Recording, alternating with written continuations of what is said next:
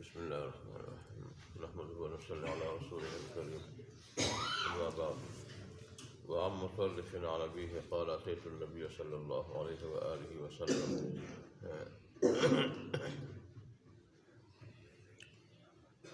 وهو يقرأ ألهاكم التكاثر قال يقول ابن آدم مالي مالي قال وهل لك يا ابن آدم إلا ما أكلت فأفنيت أو لبست فأبليت أو تصدقت فأمضيت۔ حضرت مطرف کہتے ہیں کہ میرے والد صاحب فرماتے ہیں کہ میں رسول اللہ صلی اللہ علیہ وسلم کے پاس سے ایک مرتبہ چلا گیا تو رسول اللہ صلی اللہ علیہ وسلم الہاکم التکاثر سورہ تکاثر کی تلاوت کرتے ہیں۔ اس کا مطلب کیا ہے کہ تمہیں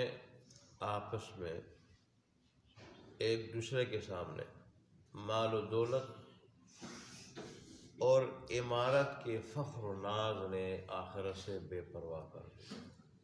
غفلت میں ڈال دیا، اور اس چیز نے تمہیں ہلاکت میں ڈال دیا۔ پھر رسول اللہ صلی اللہ علیہ وسلم نے اس کی وضاحت میں ارشاد فرمایا، یہ حدیث کل بھی گزری، کہ ابن آدم کہتا ہے میرا مال میرا مال میرا مال، حالانکہ اس کو اس کے مال سے اس قدر فائدہ پہنچتا ہے کہ وہ اس کو کھا لیتا ہے، فنا کر لیتا ہے، ختم کر لیتا ہے، اور اس کو پہن لیتا ہے، بوسیدہ کر دیتا ہے، اس کو اللہ کے راستے میں خرچ کر دیتا ہے، اور آخرت کے لیے ذخیرہ کر دیتا ہے۔ بس اس قدر اس کے مال سے اس کو فائدہ پہنچتا ہے، باقی مال اس کا نہیں، اس کے ورثاء کا۔ یہ تو کل بھی رسول اللہ کے ارشاد۔ دوسری حدیث حضرت بریرہ کی ہے، قال قال رسول اللہ صلی اللہ علیہ وسلم لیس الغنى عن کثرت العرض ولكن الغنى غنى النفس، متفق علیہ۔ کہ رسول اللہ نے فرمایا کہ مالداری، مال و دولت اور دنیا کا مال و متاع اسباب زیادہ جمع کرنے کا نام ہے، بلکہ حقیقت میں مالداری دل کی مالداری کا نام ہے، دل کی تونگری کا نام ہے۔ اب دل کی مالداری تونگری کیا ہے کہ آدمی کو اللہ تبارک و تعالیٰ جو کچھ دے اس پہ قناعت کرے، صبر کرے، اس پہ راضی رہے، اور مال و دولت اور مالداروں سے بے پرواہ رہے، مالداروں کے آگے دست سوال دراز نہ کرے، ان سے طمع لالچ نہ رکھے، مخلوق سے کسی چیز کی لالچ اور طمع نہ رکھے، بلکہ مال و دولت کی لالچ سے اور مالداروں سے کچھ حاصل کرنے سے بے پرواہ رہے، اور مال و دولت حاصل کرنے کی لالچ، بڑھانے کی لالچ، اس کو جوڑنے کی لالچ، جمع کرنے کی لالچ، اس سے بھی بے نیاز۔ تو اس سے پتہ چلا کہ اللہ تبارک و تعالیٰ کے نزدیک مالدار وہ ہے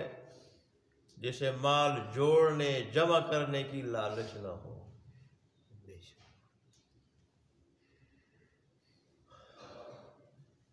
اگرچہ اس کے پاس کچھ نہ ہو، مال و دولت، دنیا کا مال و متاع، اسباب کچھ نہ ہو، لیکن مال جوڑنے، جمع کرنے، گننے کی لالچ نہ ہو، گن گن کے رکھ۔ اور جس آدمی کے پاس بہت خزانے ہوں لیکن اسے مزید جمع کرنے، مزید جمع کرنے، مزید حاصل کرنے، ذخیرہ کرنے کی لالچ ہو، وہ اللہ کے نزدیک محتاج ہے، مالدار نہیں۔ اس لیے تو شیخ سعدی رحمۃ اللہ نے بیان کیا ہے، تونگری بدل اسنا بمال، بزرگی بعقل اسنا بسال، کہ مالداری جو ہے وہ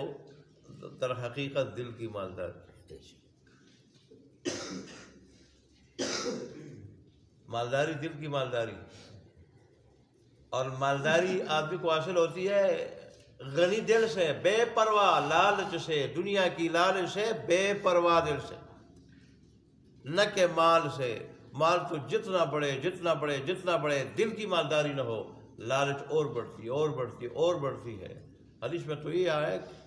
ابن آدم کا پہاڑ بھی سونے کا ہو کہے گا اور ہو جائے اور ہو، تو یہ کہے گا اور ہو جائے، اس وقت تک یہ بس نہیں کرے گا جب تک اس کے منہ میں مٹی نہ چلی جائے، یہ دنیا سے چلا نہ جائے۔ اللہ اور اس کے رسول نے کیا چیز نہیں چھوڑی۔ اور دیکھیں نا دنیا میں دوڑ لگی ہوئی ہے، جو لکھ پتی ہے وہ کروڑ پتی بننے کے چکر میں، کروڑ پتی ہو وہ ارب پتی بننے کے چکر میں، جب آدمی کے پاس پیسہ تھوڑا زیادہ آ جاتا ہے تو آدمی بخیل ہو جاتا ہے، کیونکہ اس کی پھر جو ہے نا اس کے منصوبے بڑھ جاتے ہیں، مختلف منصوبے، پلاٹ کے، دکان کے، پلازوں کے، یہ منصوبے میں نے یہ کرنا ہے وہ کرنا ہے،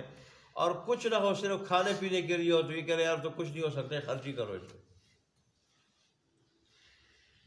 اللہ اکبر اللہ اکبر۔ بعض حضرات نے یہ فرمایا کہ دل کی مالداری یہ ہے، دل کی مالداری کہ آدمی کو وہ علمی عملی کمالات حاصل ہوں جن کی وجہ سے اس کی روح محفوظ رہے اور وہ عظمت و ترقی حاصل کرتا ہونے سے، بے دین ہونے سے، بلکہ وہ ترقی کرتی رہے اور عظمت حاصل کرتی رہے۔ یہ علمی عملی کا کمالات جو ہے اس کو حاصل ہو، جس کی وجہ سے اس کی روحانی ترقی ہو، اور پھر روحانی ترقی کے نتیجے میں یہ دنیا کی حقیقت بھی سمجھ جائے، دنیا کی حقیقت اور آخرت کی قیمت سمجھ جائے۔ یہ ہے دل کی مالداری۔ اللہ تبارک و تعالیٰ ہمیں نصیب فرمائے۔ اللہ اور اس کے رسول صلی اللہ علیہ وسلم نے کون سی چیز نہیں بتائی؟ ایمان کی حقیقت بتائی، مومن کی حقیقت بتائی، اور